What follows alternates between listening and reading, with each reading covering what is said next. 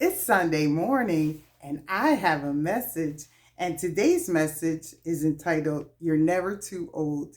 And it is based on Genesis chapter 17, verses 1 through 7. And it states, And when Abram was 90 years old and 9, so that means 99 years old, the Lord appeared to Abram and said unto him, I am the Almighty God. Walk before me and be thou perfect. And I will make my covenant between me and thee, and will multiply thee exceedingly.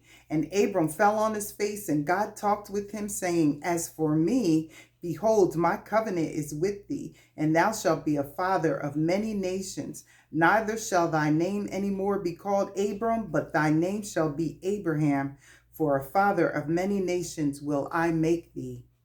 And I will make thee exceeding fruitful, and I will make nations of thee, and kings shall come out of thee. And I will establish my covenant between me and thee and thy seed after thee in their generations, for an everlasting covenant, to be a God unto thee and to thy seed after thee. And so at this time, Abram was 99 years old. Now, Sarai, because he was Abram. So Abram was 99 years old. Sarai was about 10 years younger. So she was 89 years old. These two senior citizens still hadn't had Isaac yet.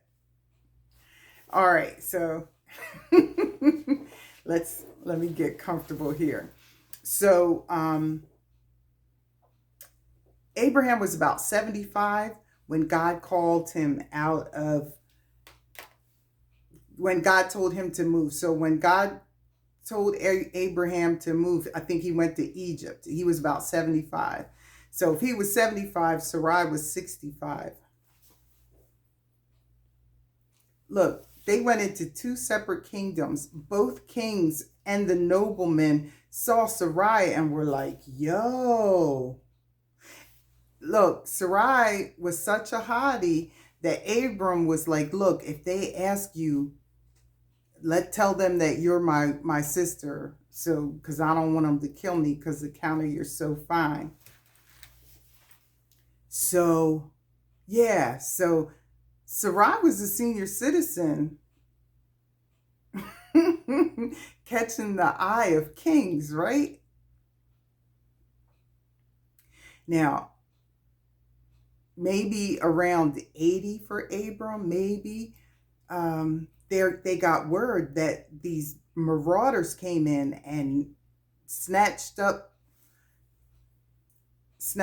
Lot and his family and took all their things and took all their neighbors. And Abram's like, word? He said, well, let's roll out. And him and some of his boys went out and they went into battle and they won Lot back. And all of his stuff, and they got his neighbors and all of their stuff, and all the stuff that those people had stole from other people before them, they took everything. And so Abram's like, look, just give me this, and you make sure you give the rest to the men that saved you, and then after that, whatever's left, you guys can divvy it up. So Abram takes his portion and he gives it to Melchizedek. It was his 10% to give to Melchizedek, who was the high priest of God in that area. And so Melchizedek blessed him. So now these two senior citizens are out there doing things. Now, granted, people lived a little longer back then.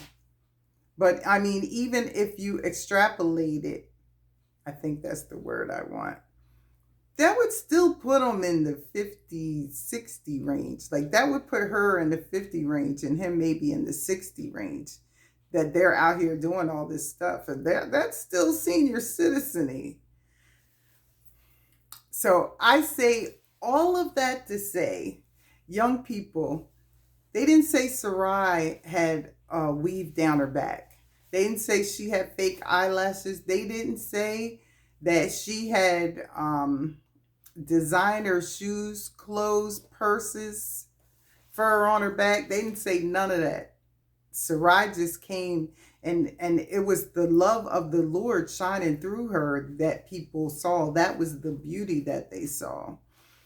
And yeah, when it came time for Abram to get out there and do his thing, he needed nothing. He needed for nothing because God, well, God won the battle for him ahead of time. But also, he didn't need any of the spoils because God had blessed him anyway. Like, he was blessed because he was obedient to God.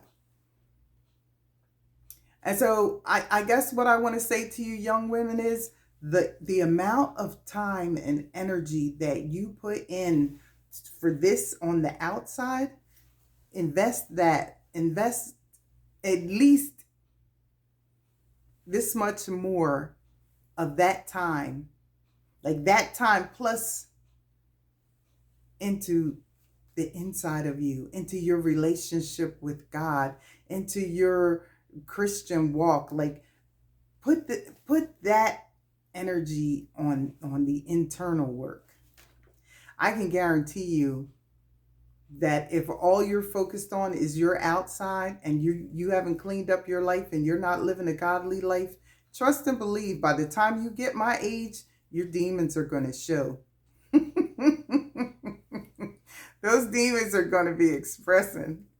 And for you young men, that time and energy that you put into being the best, having the biggest bank account, having the cars, clothes, shoes, to the things that you work on that are external, start working on that internal.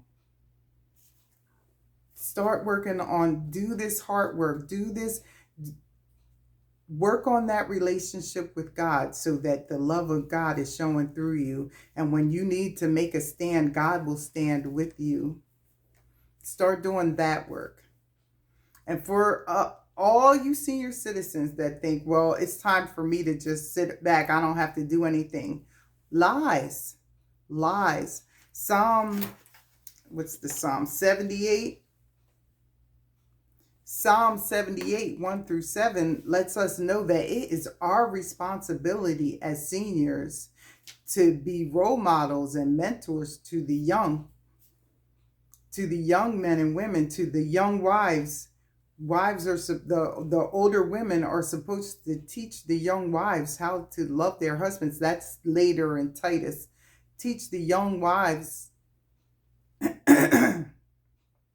to how to be good wives to their husbands. And the older men, you're supposed to be role models for the younger men.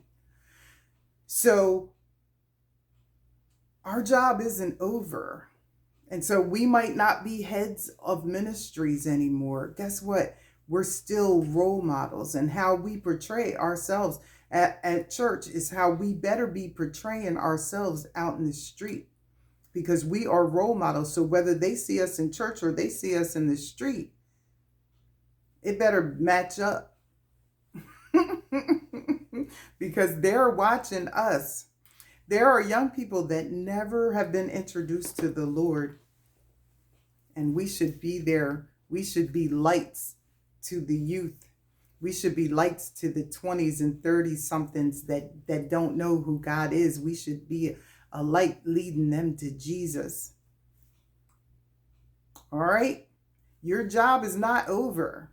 You're still required to make disciples. And if you're stuck in your bed in the hospital, then you need to be making disciples in the hospital. If you're behind bars, you need to be making disciples behind bars. If you can't leave your house, then you sit on your porch, because God will send somebody your way that needs to meet him. Join us again next time when In Its Will Ministries International presents It's Sunday Morning. Until then, bye.